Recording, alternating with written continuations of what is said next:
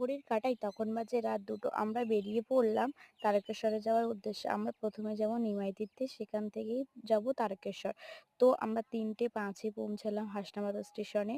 ট্রেনটা দাঁড়িয়ে আছে আমাদের। আম ট্রেন হচ্ছে ৩টে ৫ এই। আমরা পৌঁছিয়েছি ওরকম টাইমেই। তো সেখান থেকে পৌঁছিয়ে গেলাম বারাসাত। বারাসাত থেকে আমরা গাড়ি ধরে বাস ধরে চলে গেলাম শ্যাওলাফুলি ঘাটে। এবার নদীটা পার হলে এটা নিমাই তীর্থের নদী। ওপারে নিমাই তীর্থের ঘাট আছে।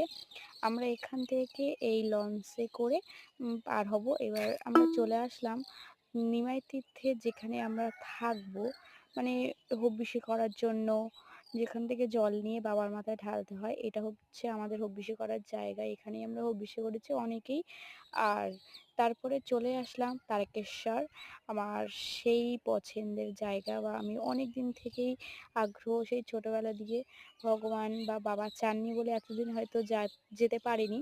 চেয়েছেন বলে এবছর যেতে পেরেছি। তো বাবার জন্য প্রসাদ-ট্রসাদ সব নিয়ে নিলাম। বাড়ির জন্য কিছু প্রসাদ, ফটো-টটো সবাই নিয়ে নিলাম। সন্ধ্যেবেলা গেছিলাম আরতি দেখতে। আর সত্যি কথা বলতে তারকেশ্বরের সন্ধ্যেবেলা যে আরতিটা হয় না, সেই সুন্দর। আমার তো খুব ভালো লেগেছে। আর এটি ছিল দুধপুকুর। সত্যি বলতে দুধপুকুরে চান করতে অনেক ভালো লেগেছে।